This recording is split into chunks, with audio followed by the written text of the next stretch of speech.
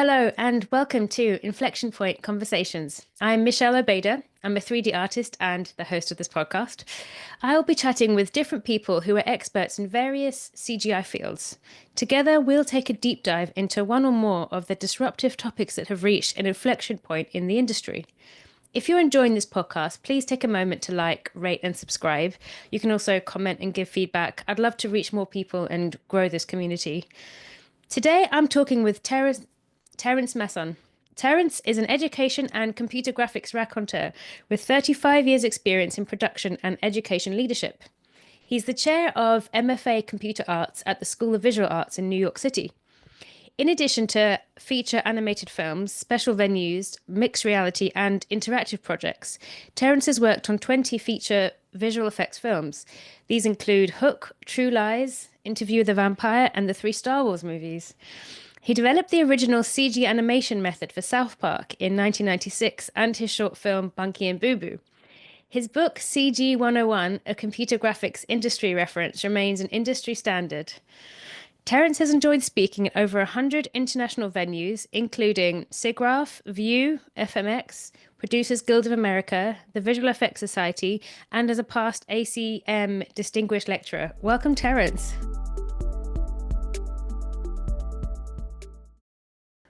Good morning. Good morning. Good morning. Thank you so much for coming on the podcast. It's such an honor to have you here. I mean, that was one of the most interesting introductions I've done. So that you've done so much, and I feel honored to have you here. And also, I have so many questions, and I got to fit it all in. That's all right. I'm all yours. No, it's a pleasure. I was saying before we record, I really enjoy your interviews, and I'm happy to be here. Oh, thank you so much. I'm glad that you found them. Yeah, I mean, so we were discussing something to talk about, which is really interesting because, I mean, as well as your, many years experience in feature films and stuff, you're like a big lead in education, and Right. we wanted to talk about preparing art students to get a job in CGI, right? And sort of the Mhm. inflection point is kind of the difficulty for graduating artists to get into that chosen CGI industry, like VFX, animation, films, games, stuff like that. Yep. And I think you're a perfect person to talk about that with because, you have both the, the massive experience and on both ends, right? Right. No, it's true. Yeah, it's been a great transition and a great inflection point learning aspect to share with my students because that's how I got into higher ed was timing and just being fortunate coincidence, which is something to your inflection point question. It's very important to reinforce to students is that everything is timing, everything's cyclical. Mm-hmm. In recent times, there was such a massive expansion of desire for content and then production capacity, which coincided with COVID and all the remote working. So recently, in the last year, the headlines just say, layoffs, contraction, reduction in workforce, hard to get a job. But it's just the latest of the cycle, right? And So it's, you think, yeah. So you see this as something that happens cyclically, like oh, the absolutely. Oh yeah, yeah. absolutely. Because I was lucky, started in the mid late '80s, getting out of grad school to up my game with Mm. Alias and SGI to get into high-end visual effects. But that's when it really started to explode and take off in the early '90s. It was at ILM first in '91, and then we started Digital Domain in '93, and that was a real explosion. That was when things were still being done for the very first time ever, and it was super exciting. Hmm. But the Like workforce. what kind of things? Can you give an example? Oh, sure. Everything basically. But specifically, when we started Digital Domain, that was in '93. We did a small film for um, Bruce Willis. It was The Color of Night was our very first feature film, and it was all 2D effects. But then we ramped up the company in a major way to do True Lies and Mm. Interview with the Vampire, which were the two big features at DD. And yeah, I mean, for instance, there was the big opening shot of Interview with a Vampire was a nighttime shot of the harbor of New Orleans, Hmm. and they shot that with a Lumicrane on set and recorded all of the actuators and all the booms and things. And I had to write some custom software to translate that into the equivalent of a match move in Hmm. Alias, and um, it was all very, very script based. Yeah. Even just user interfaces, were Yeah. were just being rolled out. Yeah. Yeah. Yeah. Barely. So it was very powerful. It was very fun. Lots of challenges. Yeah. So and that was just the first big expansion of the industry in those the early mid '90s. Yeah. Starting up studios. Yeah. So it was down and then it was up again. It was down again and up Yeah. again. And now we're it's just Yeah. I think there's such a romance for like especially, for most artists when they think about like and I'm not really in filmmaking, but even to, mhm, to see a documentary where people were doing visual effects very on the fly, like with low budget films or like lower budget films and the I guess like the creativity that you had to use like you had to use your imagination how to do different effects.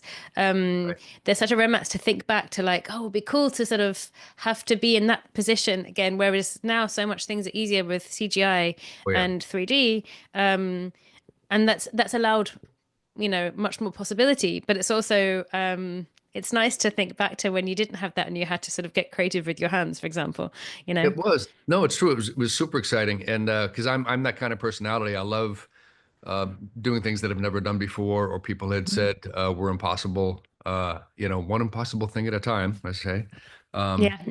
but yeah, because during that time, being at DD at the beginning and founding Warner Brothers Imaging Technology and then getting South Park started with Matt and Trey. Um, and then being called back to ILM because very famously with this doing things for the very first time Hmm. that you asked about, famously that's what George Lucas wanted to do with the special edition trilogy. That's why I went back to ILM the second time, is he wanted to Hmm. both fix things that he felt he wanted to fix, had always wanted to fix in the original three Star Wars films, Star Wars Empire and Jedi, Hmm. also use it as a sandbox to basically see what was capable of the new emerging um, suite of tools that were being written, um, and practice that on the special edition so that he could do new Star Wars movies, which we did with I was a soup on Phantom Menace was the Wow, first new that's cool. Star Wars movie. Yeah. Oh, it's unbelievably cool. I mean, that was before there were 167 Star Wars movies. This was back, Yeah, yeah, yeah. And OG, as yeah, they say. the OGs, I mean, so many people like, I mean, if I, I even told my husband that, I'm talking to someone who worked on VFX of Star Wars. He's a huge Star Wars fan. And I Yeah. feel like, anyone who's really into, I mean, into sci-fi, into like films really, Oh looks yeah. back to those OG films, because there weren't so many of them. So people watched, and rewatched those again. No, it's true. But and now I'm really lucky to be able to focus my learning Mm. objectives, my learning points, touch points to my students. Because now it's just it's all about that, bringing to bear everything we do, everything I do as chair. Yeah, and speaking from experience. Yeah, yeah, which is the perfect way to learn, really. I feel like you Hmm. know, I guess when you're young and you sometimes don't think about the experience that your teachers, your lecturers have had and when they've had such a vast experience, but also on things that like these are not sort of Hmm. these are all films that your students will know and probably love.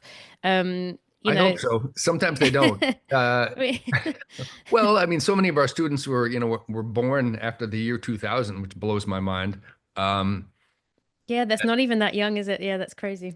No, but I mean, I have a list of just 50 random of my, top 500 movies that I give my students, and most of them haven't seen any of them. It's just, and I mean, it's Blade Runner, Close Encounters, Mm. Akira, Forbidden Planet. It just goes on and on and on, and just they might as well be silent films to them. They're just so long ago. But luckily, we've got great faculty doing film history courses and film appreciation. So I try to bring that to bear as well.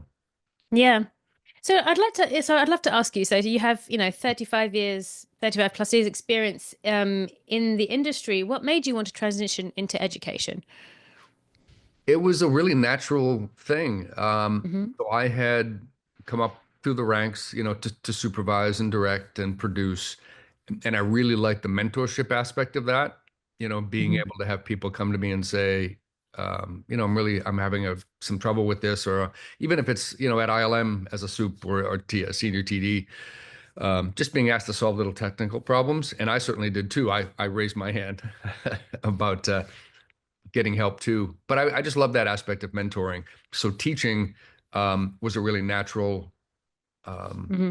sidestep for me and a very conscious one. There was the Expression Center for New Media was a very early animation teaching institution out in Hmm. Israel, up by Pixar. And Hmm. I taught a course and I really got the bug. It was really great to be Hmm. able to work with a whole bunch of students and bring their ideas out, Hmm. help them. It was kind of a force multiplier, instead of just doing my own thing. Um, yeah, Yeah. and then I mean, really specifically, the way I transitioned to it full time was I've had a 30 plus year history with volunteering at the SIGGRAPH organization. Yeah. Um, Can you describe? I mean, I've had a guest on in I think the first or second series who was part of mm, SIGGRAPH in London, but can you describe what SIGGRAPH is as an institution? sure, absolutely. So it's well, ACM is the world's largest professional computing organization, and they have special interest groups, as SIGs. And SIGGRAPH is by far the largest, and it's the special interest group for ACM on computer graphics and interactive techniques. So Hmm. we have an annual international convention, and we just celebrated our 50th year Mm. a couple years ago, and it's all volunteer Amazing. driven. It's really focused on the research scientists, the research core of the industry, Hmm. and then its application. So I encourage everybody to look up the SIGGRAPH conference. There's lots of venues that are open right now for submissions, like the Computer Animation Festival. Submit your short Hmm. film right now. And Submit your short films. Yep. it's always last week in July, first week in August. It used to be all over the place, in different cities. And then when it grew so huge in the 90s, it settled into LA for a number of years. And now we've been bouncing back and forth between mostly LA and Vancouver, with some Hmm. exceptions. Last year was back in Denver, which was the 50th anniversary of the first location. Oh, wow. But it's courses, panels, workshops, real time live, the animation festival, technical papers, and it's really just an amazing place to gather and network and meet your idols and your mentors. Um, it's such a relatively young industry. I mean, it really came up in the 60s with the Yep. original research. So all these folks, Ed Catmull and Jim Blinn and Albert Ray Smith and Turner and Mary, and they're all still very young at heart and actively Hmm. working in the business. So I like to use the analogy that if our students were in aerospace and they went to an aerospace convention, they'd see Orville and Wilbur Wright walking around in their 80s to be able to ask them, how did you think up this concept of a flying machine? It's really that Yeah. Yeah. level of connection with the originating, the founding people Yeah. of our industry. So Yeah. it's amazing. But to your point, That's cool. in 2006, I was the Computer Animation Festival chair, and I decided to take it on kind of a world tour after the conference to showcase everyone's great work. So, at venues around the country, studios like Pixar, but also a lot of college campuses. So I screened it Hmm. in Boston. The local chapter at Northeastern University hosted me. Um, Showed the film. It's a 90-minute compilation of the world's best animation. Um, and they said, "Oh, that was amazing. So what do you do?" And I said, "Well, it's been at the time 20 years or something of production. I'm Hmm. getting a little worn out, and I really enjoyed teaching at that Expression Center. So, long story short, it was just timing. Again, another great example for students that they said, "Oh, we're Yep. really looking for somebody to expand and head up a new big animation curriculum at Yep. at Northeastern." So that's what I did. Yeah. So I got a full-time administrative director position at Northeastern, stayed there for 8 years, was my first gig. Amazing. And you fell in love with the teaching. I really did, and that was a great learning experience for all the educators out there. In Hmm. an R1 research institution, that it's all full-time tenure track faculty and research and grant writing, and all of that world was completely alien to me. And I really had no interest in that. I really wanted to focus learning objectives on students. I wanted to work professionally, experiential learning. And Northeastern was really a forefront of that with the co-op program and all that. But it really was an oil and water thing for me, Hmm. because the priorities in a place like that is research and grants and tenure track. Um, Hmm. so I did a startup company. I spun out of that, based on augmented reality and architecture for about 2 years, and then got the call at SVA in 2016. So that was where I've been since. It's been about 8 Yeah. years, and Yeah. it's the best of all worlds. So, I was doing a little bit of research into SVA and your program, and something that jumped out at me was that you encourage experimentation. That's something that you say on the website is a crucial part of creative design, experimentation. Do you think this is something that graduates, struggle with when they enter the workforce? The ability to experiment when they start working, in like a sort of commercial production. Yeah, hopefully not. So the nice thing about being in New York is it's a lot of small boutique production houses, a lot of Hmm. call for generalists, a lot of very fast-paced commercial production work, which I really love. Hmm. So there's probably no better place in the world and no better kind of work to do that fosters the encouragement of experimentation than here in New York. Um, but you do have to have a switch of a bit, and it's a really good question.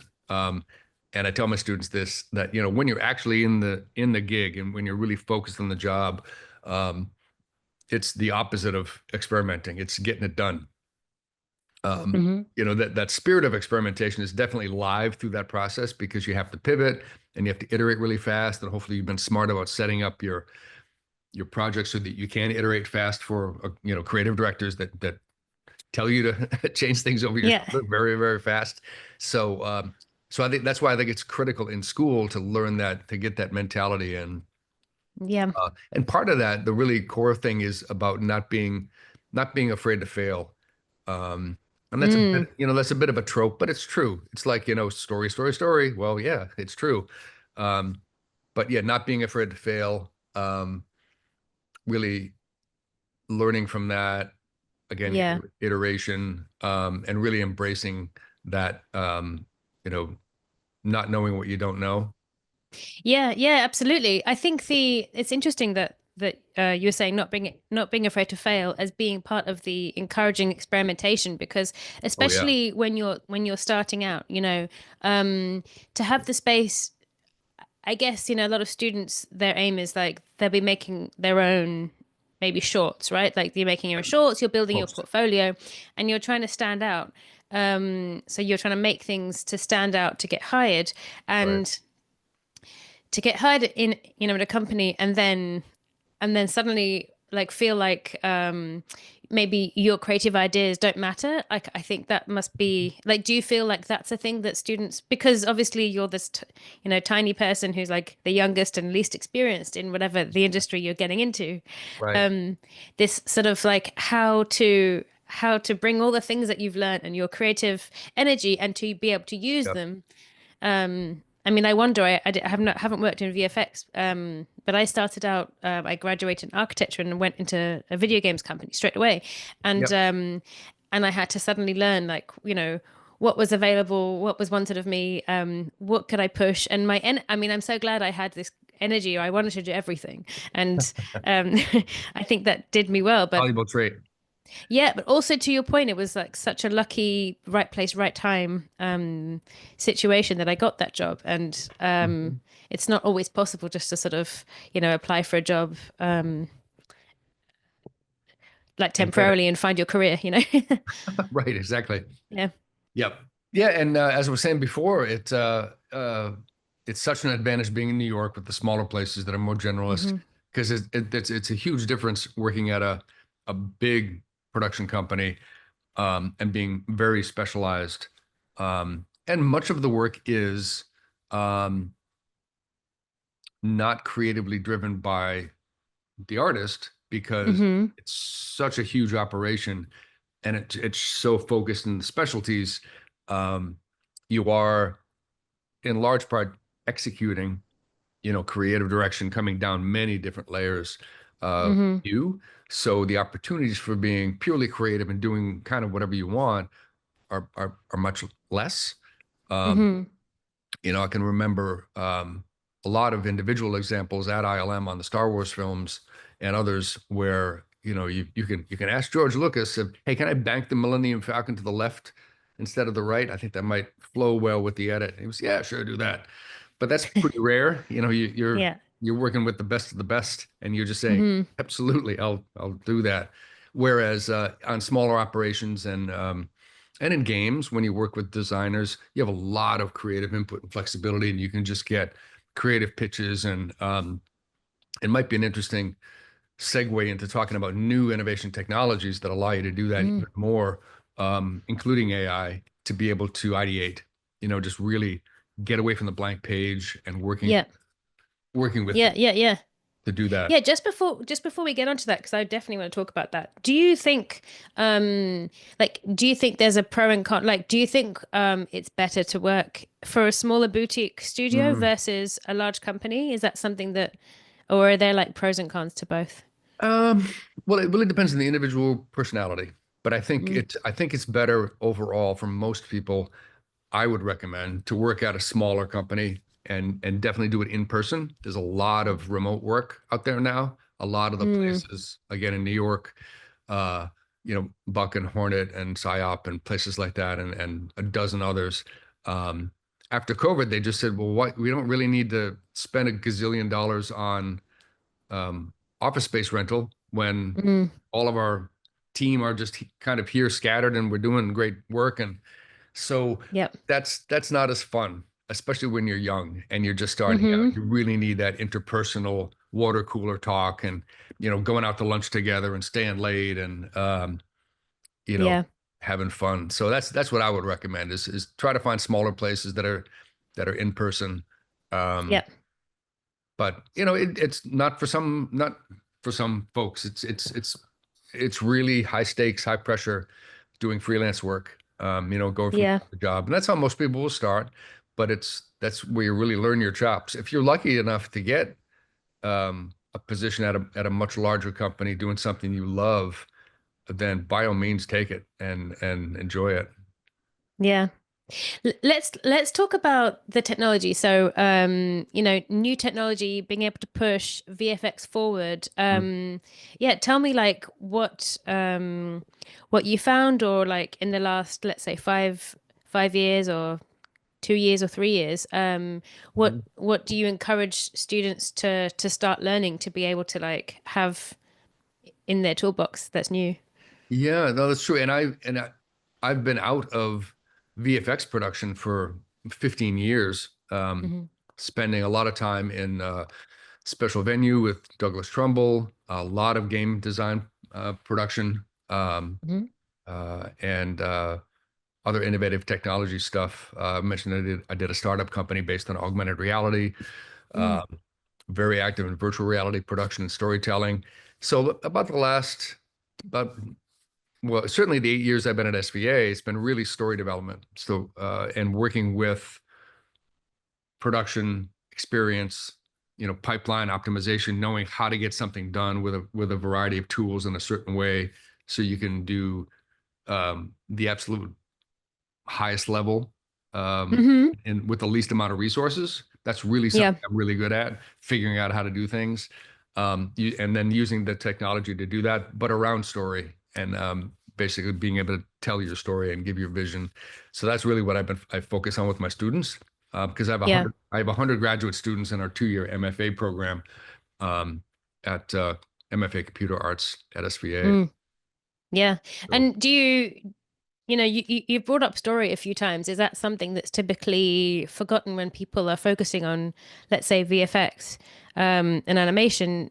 Do you think that's something that people don't think to remind themselves? Like story is actually the most important part? Is that what you'd say? Well, yeah, I mean, so yeah, and there's so many different segments of the industry. I mean, VFX is just one small part of it, especially in live action and streaming content now.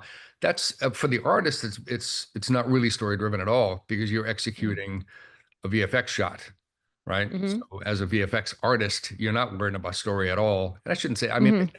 I mean, obviously, composition and color, and if it's camera movement, if you're working in layout, it all has to enhance the story for sure. So you have to be, if Mm-hmm. you have a really good supervisor, they give you that big picture to say, like, this is what this sequence is about. This is the emotional tone. Um, so in that sense, definitely. Um, but for my students, about 90% of them do narrative short films, Mm-hmm. mixture of 2D and 3D. And we've got 9 Student Academy Award winners so far, Wow, and that's counting. amazing. Yes, Yeah. so at a very high level.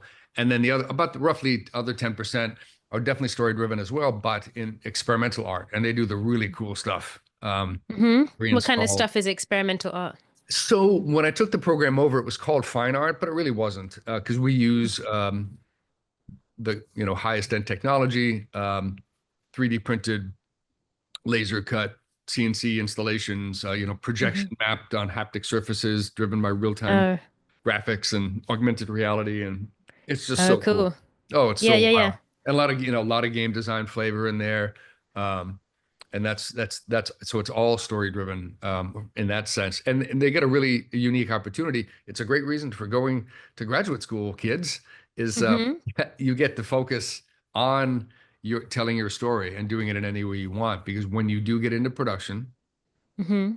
very often, I mean 99% of the time, you're working on somebody else's story and you're Mm-hmm. executing their vision, Yeah. which has its own challenges and rewards. Yeah, yeah, yeah. So it's definitely like a really nice opportunity. I'm guessing also when you're talking about technology and you're talking about Mhm. screen projection and like haptics Yep. and, like VR spaces and stuff. I guess the actual physical technology, like the actual equipment, is a really big bonus to go to a school that has all the equipment that you basically resources, right? Yes, that's it. Yeah. Students can't buy all this stuff. I mean, very rarely is that possible. No, I mean, thank you for bringing that up because it's very true. Yeah, the it's really like being a kid in the candy store because we do focus I focus as chair, every dollar spent goes to the student. So we do have the literally the state of the art Mm, of everything. And it's really wild to be able to honestly tell the students there are absolutely no limits to what you can do because it's only limited by your imagination. Um, yeah. and that goes everything from the latest AI tools, both in narrative and research, but also in generative AI experimentation. We have a new AI critical exploration and filmmaking course. What does that involve? So like for generative AI, I know I've seen like I tried like an early version of Runway and like Mhm. those kind of, like video production. Are those the kind of things Mhm. that you encourage students to experiment with? Partly, yeah, yes. Yeah. Yeah, it was. I mean, I talk a lot about this one new course, and we've offered several, but it's been so exciting the last 2 years to see these tools develop so fast. And being a Mm-hmm. filmmaker at heart, a storyteller, I had a conversation with a good friend of mine, Anthony Giacchino, who's an Academy Award winning short documentary filmmaker, and Mm-hmm. he was also fascinated by the trepidation, but also the excitement about the tools along the whole filmmaking pipeline, Yeah. from research and writing and sound design and music and the actual production of the film content and editing and post. And I said, hey, let's have you learn this along with my students and create a filmmaking course from your Mm-hmm. Academy Award winning level of experience, but restrict it to only use AI tools and see where Mm. it fails and where it's not so good and where it's exciting. And it was tremendously successful. It was amazing to have the students Wow. be just sandboxing around and playing with things. And it was hugely exciting, both for he and I and the students. Um, Yeah. so we're developing more courses around that to just What kind of tools were you using? well, that course specifically used a number of them, but including Runway. We have a great Hmm. partnership with Runway, but we license uh, uh, ChatGPT more for the narrative side. We're doing Comfy UI is another major tool Hmm. that allows you to really have no limit on the higher end of. It's kind of like Nuke. No, Yeah, I tried that did briefly. you? Yeah. Yeah, it's Hmm. really wild. It's great, and we've got great faculty that teach that. Michael Gold is helping us out on that. John Benton steps in, um, and I was able to the timing of all of this um, about 2 years ago, and then 1 year I was able to pitch my president for a new full-time staff line to support all of these innovative technologies because it's not just AI, it's Hmm. building up a new state-of-the-art, robust motion capture pipeline, for instance, Hmm. Yep. ramping up Unreal Engine across world building and Yep. storytelling, and a bunch of other stuff. So we were able to attract one of the most brilliant researchers and designers in the world, Yeah, Rochelle. yeah, yeah. Yeah, so Rochelle Gluer joined us about a year ago as our assistant director for innovation technologies, and she's working with the rest of our team, Jose and Milos and Darren and everybody, to just make the tools, to your Yep. point, the tools and equipment and technology available to the students. And it really energized me because running such a huge department and all my staff, it's a lot of work just to Yes. steady state, keeping up Yep. with curriculum and dealing with all those issues. But again, my personality is it's not good enough. We're not steady state. We've got to Improve. Yeah. always, yeah, because that's the way the industry works. It's just the industry is Yeah. changing constantly and iterating. Yeah. Do you feel like, you've mentioned a lot of the different tutors and staff that you have, and do you feel it's important to do you try to get a diverse range of tutors from like different kinds of backgrounds? Do you think that's important for I guess like the richness of what's being taught? Oh, very much so. And yeah, and it should go without saying because, obviously uh, striving to make that possible is Mm. also takes some effort Hmm. because historically this industry and it's many industries, but it it tends to be well in the old days and still a little bit somewhat US centric, very much male, very much white, Hmm. and it's brilliant people from lots and lots of different backgrounds, which in the early days was fantastic because there were basically no CG schools, so you would get people Hmm. that came from architecture or came from aerospace or came from fine art, like myself. So the diversity of backgrounds for people um, back then was already there and really fantastic. So now, I mean, for my student body, it's probably 75% international. So that's Hmm. amazing to get Yeah. students from all over the world. The Middle East and Eastern Europe and all over Asia and North America, South America. Um, Hmm. so we strive to do that with our staff and our faculty as well. And it's not about anything but community, uh, Hmm. because having the different cultural backgrounds and personal backgrounds. It just enriches the whole experience.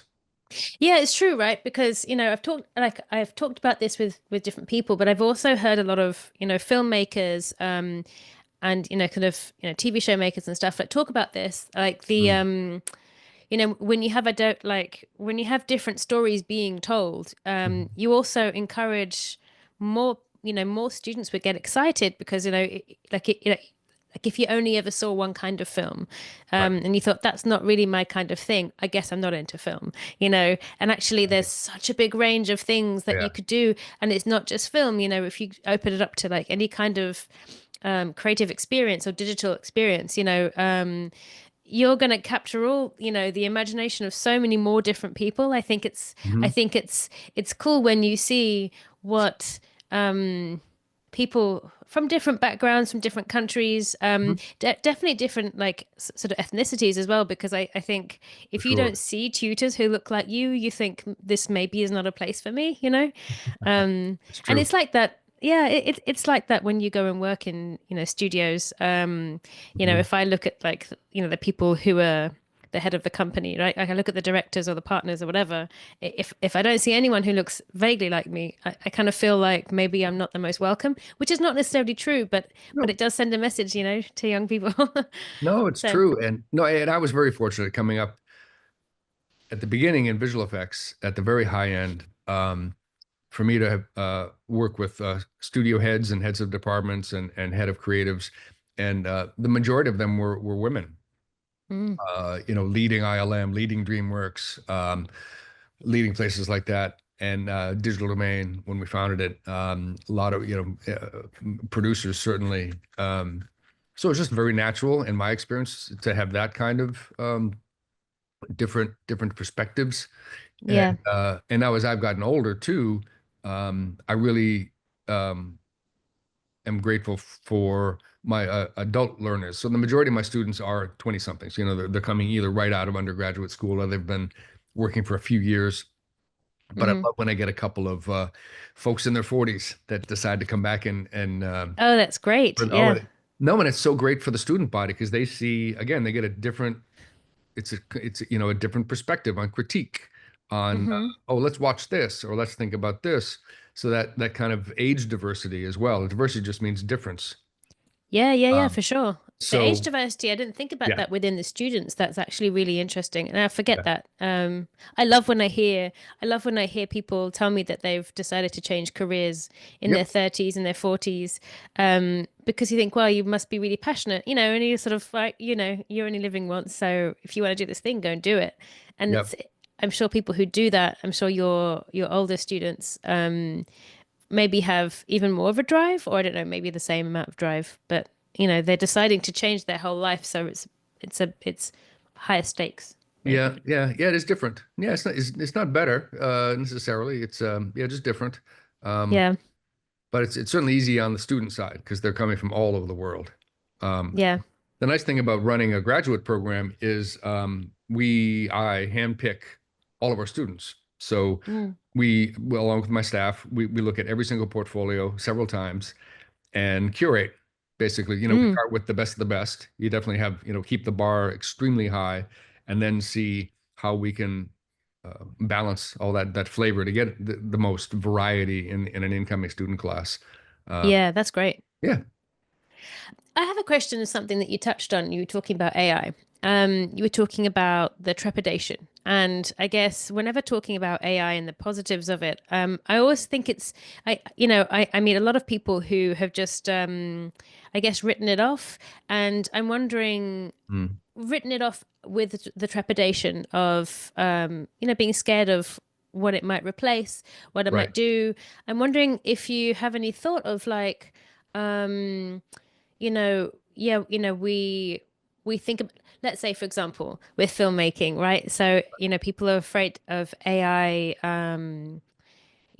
using content, using IPs, using people's likeness, or I don't know, what other things that people are worried about, and what like have you got thoughts on them? Yeah, well, thankfully, there's so much less worry because even with the most cursory research and education about the current state of the tools, you find very, very quickly that um, they're not going to be replacing artists. They're not going to be replacing jobs. They're not going to be it's certainly not an impediment. It's certainly not a threat. It's quite the opposite. Mm-hmm. It's just a new suite of incredibly exciting creative tools to assist Yeah. artists, and they're nothing without the artists. It's it's just it's so evident, and hopefully I would encourage everyone to go to these. The best thing I could offer our listeners is to get out there and experience these firsthand Hmm. and go to conferences that basically show and discuss and have these kind of conversations at the very highest level. Yeah. Um, certainly SIGGRAPH. Obviously, we mentioned there's FMX is a great conference in Stuttgart, Germany, every spring around May. I'm very actively involved with the View conference, which is every October in Torino, in Italy, Hmm. and that's just the best in the world. That's just the conversations that happen. I encourage everybody to go to that. Um, and it's obvious from those conversations that the tools just aren't. They're not a magic button. They're not going to Hmm. work for you. Um, Yep. so the trepidation and the fear, it's still, the valid conversation of um, where these tools are trained, Hmm. where they get in the data. It's very true. Um, but a couple of things. The positives so far outweigh that concern, and the Yep. reality is, what I tell my students is, you're not gonna be competing with AI or losing your job to AI, but you will lose your job to someone else like yourself who is using these tools if you're not. Yeah, I've heard a lot of people say that. Yeah. It's Yeah, just, I mean, that's it's really no different. When I got my my BFA, studying for my BFA in when would that have been? I started in 85, it was 85 to 89. And that's mhm, when, um, this will make you feel young kids, when the very first Apple Macintoshes came out, it was 84, the big famous launch. mhm. And then the Amiga color computer came out. Um, and that all the my very, very old school art history teachers and color theory and photography and printmaking and sculpture and all the things that I was studying, they looked down on it as, I mean, They just had the trepidation that people have now about AI, right? exactly. Well, yeah, and Yep. it's just, it's a toy. It's cheating. It's not real art. It's not part of the creative process. Or it's going to destroy the graphic design industry, which is what I ended up focusing on because these things can just do it all, which of Yeah. course none of that happened. It just made the internet Yeah. explode and be more creative Yeah. and make more jobs for everybody. And when the internet came on, that was also something similar. So this is just the latest Yeah. major. It's different. It's much more pervasive and much more impactful AI, but it is just the latest of these disruptive creative Yeah. technologies for artists. Yeah, I think that's a great way of looking at it. And I think it's good to remember like the historical precedent of that, of new technologies, because Yeah. we've all seen it, like Mhm. it doesn't have to be such a big thing as AI has been, but Right. um but throughout history, every time something new comes along, people have said, this isn't going to be real. Even just, like in architectural visualization, for example, I went to university and I like one of the last years who was learning hand drawing, Right. before, oh, everything's going to be Exactly. done 3D modeled on the computer. And Right. well, yeah, but now you can make, you can do so much more stuff. But Yeah. at the same time, people really appreciate the hand drawing even more Mhm. because less people can do it. And so there's like more variety of tools. And so, yeah, I mean, Very true. the other thing to remember about AI, I suppose, is it's not going away. So there's no No. denying its presence, right? Right. Yeah, that's very true. And I hosted, moderated several panels at the View conference in Turin this past October with some colleagues, and we would ask the audience, which was quite diverse of students and professionals, and so who's against AI? Who thinks this is a terrible idea? And the hands would go Mm. up, and I'd say, okay, you young person, how much have you used AI? Have you? And they say, no. I go, aha, okay. Yeah. So fear and hate of something is that you got to make it go away with just simple education. Yeah. Do you think, because I have the feeling that AI, the term AI is being used for so many things. I keep Yeah. seeing things advertised as AI, and it's like, that's not AI, that's an algorithm that's Yep. been around for like 20 years. It's a good That's point. not, you know, Yep. um, Yep. and AI, let's say, Generative AI. generative AI is a bit more specific. Like, for Yeah. example, people talk about medicine. You're like, that's quite different. Right. The use of AI, generative AI is different, and also the specific tools. Well, Yep. if when you start interrogating them, like when I had a little bit of a dabble with some like diffusion tools. I mean, the amount of work that it takes to get something to look like what you want felt very much like Mhm. the amount of work it took to do it in 3D modeling and rendering. And I thought, Right. I mean, it's different, but Mhm. it's not instant. And that kind of made me think, oh yeah, there is an artistry to still being used to use Absolutely. these tools, right? Yep. Um, I do want to speak to you about one more thing, which I Please. thought would be interesting because when you sent me an image, I asked for an image for the title page, and you sent me this picture of an image from Star Wars, and you said there's a cool story behind that, and I would love to know what that story is. Remind me of the picture. I think I might have sent a couple. It's like a desert. Right, let me try Are and you able to remember. share I a have to. screen and show everybody what the picture is? Empire Strikes Back, special edition. You're a senior technical director on this sequence. Yeah, if it was Empire, it would have been the Cloud City of the Falcon. Whoops. Yes, that one. Yeah, Can you see it? yes, can. Hopefully everyone else can as well. Yeah, I'll put it up. No, that's a great story. You want me to tell it? Yeah, definitely. So the beautiful, amazing thing, fanboy at the time, and still about these films was the original Star Wars films um, being resurrected and retouched in certain ways under George's direction.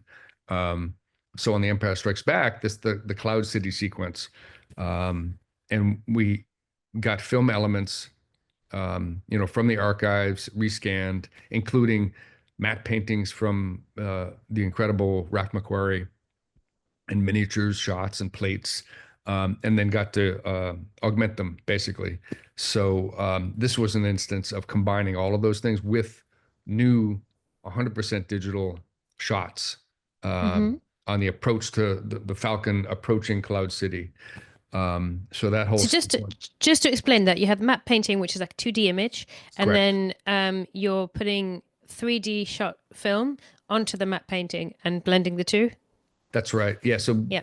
roughly two broad categories of shots. One, like you described, where we're recompositing um, Hmm. original shots existing, like this one. So this was a matte painting of the landing pad on the bottom, matte painting of clouds behind, Hmm. in addition by all kinds of different artists of the buildings in kind of the rear middle ground. Uh, Yeah. a shot, a motion control shot of the Falcon model coming in to land. But then there's the other kind of shot, which was completely new and completely digital to be able to have to match and intercut with those old Hmm. elements, which was a real challenge. And that was the real treat for me is being able to literally fly animate uh, the Yeah. the Millennium Falcon. Um, Yeah. and That's cool. the little bit of anecdote was I was such a hardcore Star Wars fanboy at the time uh, that we got a model, and it was a polygonal model. At the time, was different because this was in the early CG days of this. For high-end film, we would use spline-based models and NURBS. It was all Hmm. very different. But we got this political polygonal model from LucasArts, a sister company, and it just looked off to me. It just the aspect ratio, the it looked a little off. And my supervisor said, "Oh, really? You think you know better?" And I was insistent. I said, "No, I really got to check this. It's." He says, "Okay, fine. What do you want to do?" I said, "I want to go back. I got to go to the archives on Skywalker Ranch and look up the blueprints to the original Falcon that they built the Hmm. full scale one for that." Um, so I got to go to the archives on Skywalker Ranch, and they pulled out, a tube and unrolled the original Oh, wow. of the Yeah. Falcon. And I had to wear white gloves and No way. and measure this. And sure enough, actually the polygonal model was off by about 10% in the thickness and Wow. by the up and down. Everything else, it was a perfect model otherwise. And I surmised that it was built because LucasArts did a lot of video gaming. It may Hmm. have been a non-square pixel thing, a zero 0.9 off. Yeah. But so I corrected the model, and that's the one that you see in the movie. And you can Wow. That's indeed, amazing. So your fandom really paid off to notice that it did. that So detail. even at the highest level, it pays to just raise your hand and say, "No, I really Yeah. think I have an Yeah. important point to make here." The thing that I'm taking away from that is that they've drawn blueprints that you can't touch with your hands. I mean, that's amazing. Yes. Yeah. I Yeah. didn't Yeah. know that they were hand drawn drawings of these. Yeah, just from an architecture standpoint, Yeah. that would have been back in well, 75, making the original Star Wars that came out in 77, and then Empire came out Mm. 3 years later. So yeah, that was way before AutoCAD and Revit. Yeah, it's cool to think that like this whole world and all the things in the world were actually designed the way, um, actual buildings are designed, That's got like fantasy architecture is what I kind of think of it like. Um, like you put the same design skills and stuff into that. That's really cool. I love that anecdote. One last question I have for you is what advice would you give? I mean, you've touched on this quite a lot, but do you have any advice that you'd give a young artist, an artist wanting to get into the film, VFX, video game industry today? Yeah, so much advice. It depends on so much. I mean, you've got to be true to what your passion is, and that's again kind of an overused trope, but it's really true. Don't try to force yourself into something that you think is popular, um, or that other people will like. You have to be maybe the biggest, least often shared advice on this question is think very, very broadly. People today are very fortunate to have an opportunity to work in virtually every industry there is and use Mm-hmm. these tools and be creative, whether it's sneaker shoe design, or I've done hard surface luggage design for American Tourister. There's aerospace. There's certainly obviously video games and all kinds of narrative work within broadcast and film. Children's books. There's publishing. There's so many different areas. And if you love knitting or pottery or scuba diving, or just look at those industries and see where they use these tools. Mm-hmm. Marketing and advertising touches all of these things. And that'll really give you a massive advantage to someone who's just laser focused on, like I was, getting a job at ILM or Pixar. So there's just so many more opportunities out there. And the other big one that I do want to say, that I do say a lot, um, I just spoke to I got my MFA at William Patterson University at New Jersey, and they invited me over to talk to their students just Thursday. And I said, because invariably a student will ask the question, so what advice do you have for getting a job in the industry? And I say very seriously, it's really easy. It's really straightforward. There's only one thing to keep in mind.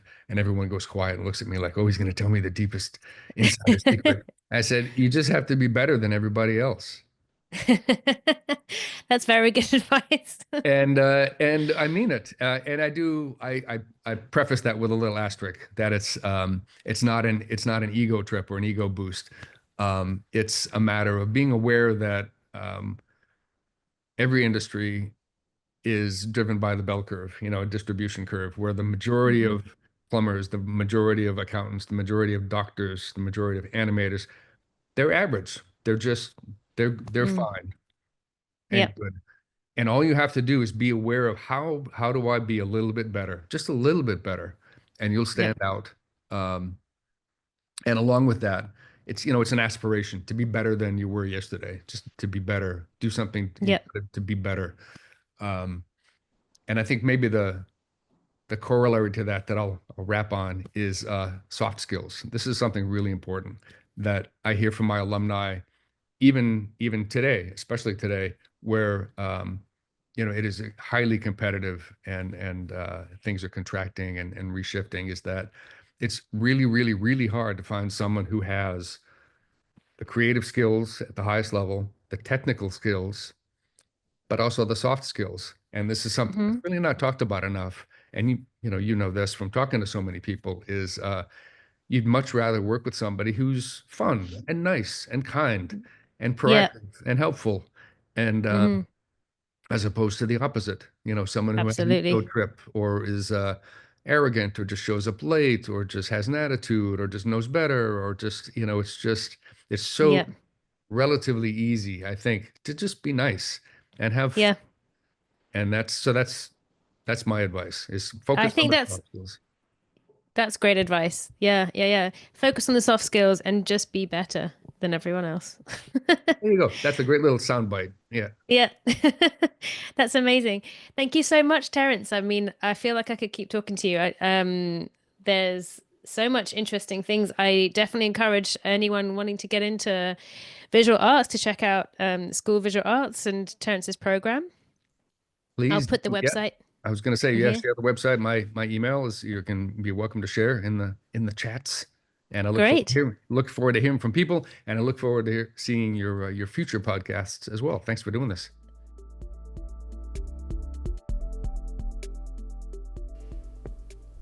I hope you enjoyed that episode with Terrence Masson. He was so interesting and so much to talk about and so much cool stuff to learn from him. So definitely check out the website for SVA if you're interested in studying computer graphics at all. And thank you for listening. If you've got this far, I'm really, really happy that you've found the podcast and that you're coming back. And please hit subscribe and follow and tell anyone that you think might be interested in it. And see you again in 2 weeks. Bye.